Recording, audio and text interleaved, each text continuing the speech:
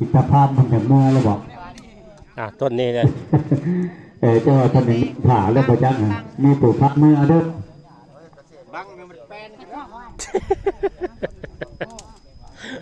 มันเป็นบังอันนี้แป๊ดบ่เห็นได้เก็บเลขเลยว่านย่ำได้หวยเก็บเลขได้นี่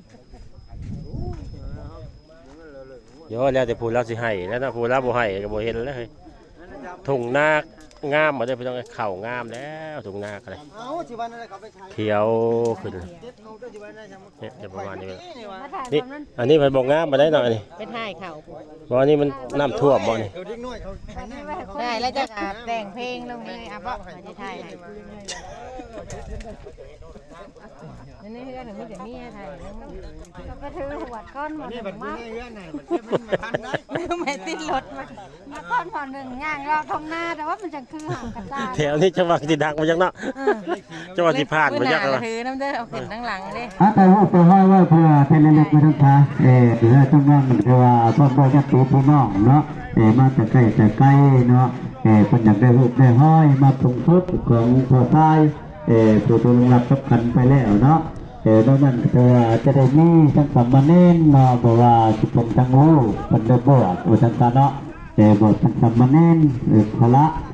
แท้ผมอุทันตาบวชเลี้ยงคุณพ่อกับคุณเขาเย็นว่าแบบทั้งศาสนามาทดเนาะ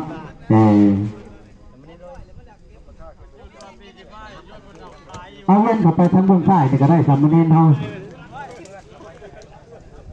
ให้แม่ขาวนางลงก่อนเพื่อทาหูเพื่อมันได้ไปสามเณรเราไปเบื้องใต้เนาะแม่จะไปย่างเราไปเบื้องใต้ไปอยู่ข้างหลังทำแบบผู้คนนั่งลงย่างเงื่อนคอยจะถ่ายให้ไหมย่างอยู่ข้างหน้านะอย่างไงไหนย่างไปตามข้างหน้าได้เลยกูว่ายืมกระตามาพายสักก่อนยืมกระตาลูกชายไปพายสักก่อนโย่บ่ไหวเลยกระตาเราไป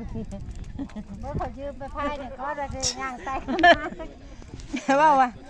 ไปว่าลืมกระตาพายกระตามาน้ำเนาะอยู่ในแมงนี่ครับแล้วไปไต่ข้างหน้าลายเนี่ย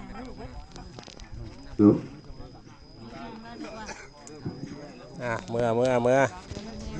ปันลูกคนลานเมื่อน้ำเลยดูลูกลานนะเอาไม่ของไม่เหยียบหนามไหมเหยียบน้ำเรียกไปครับตั้งตาปัญญาตานังเทวังปริบุนังปริสุทังสมมาจาริยาปากายเสตัน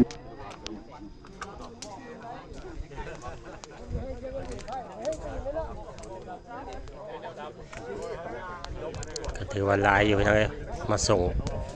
สกัดมานี่ขอให้มันมาแรกนี่มันมาได้ไหมตรงนี้มันมาทุกท่านทุกคนมันใช่เป็นสวรรค์กันข้าดาวดึงเนาะก็ขอให้ยืนยันเนี่ยมันคือผมลงก็จะได้ผมเคยมาปรารถนาจริงใดจะได้ที่นั่นจำนองมันระหว่างผู้ประสังอย่าจะมีมาต้องเอาเงินท้องล้นกว่าคนทั้งโลกความโศกเศร้าให้เกี่ยงโดยมีปรารถนาจริงใดจะได้ที่นั่นจำนองมันระหว่างผู้ประสังอย่าทุยมาใกล้หายเจ็บหายไข้ไอกระยื้อเปียลอยโค้งเร็วๆหน่อยลมโย่ตรงนี้พอเนาะ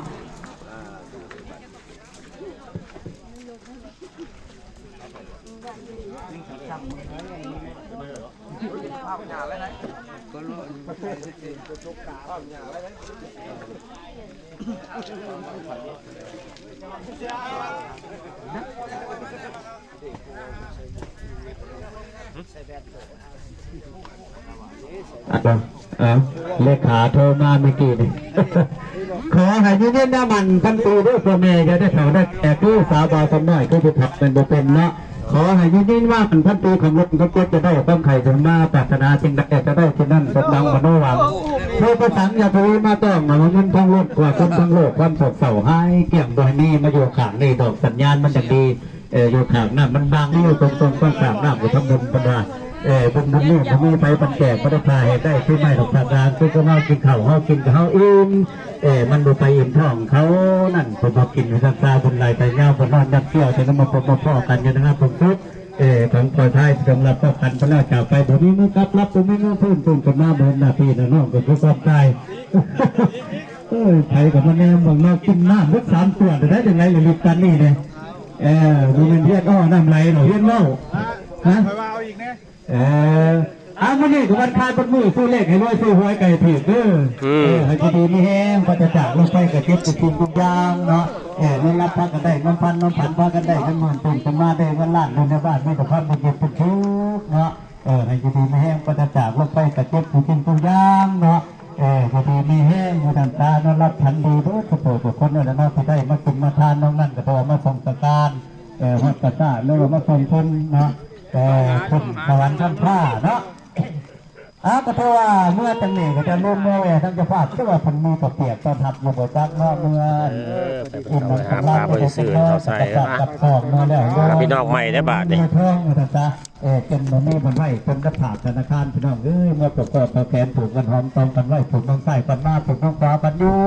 ผูกกระเขาเป็นกระข้ามผูกกระดำกระเป็นกระแก้วผูกได้แล้วให้นุ่นเนี่ยมันปันตีกับน้องก็เก็บจะได้ความไข่ในสมเอาไปล่าไปการหรือว่าไปให้ไปหน้าปล่อยเศร้าให้เศร้าหน้าก็ได้เนาะก็เรียกว่าวันศุกร์เนาะเพิ่นจะได้ตั้งบุญในดังช้าแล้วว่าตั้งบุญเป็นของส่วนรวมเนาะวันเสาร์เพิ่นจะได้ทอดทานในต้นครูบาอาจารย์ตัวว่าทอดทานแล้วว่ามอบให้ทั้งผู้ที่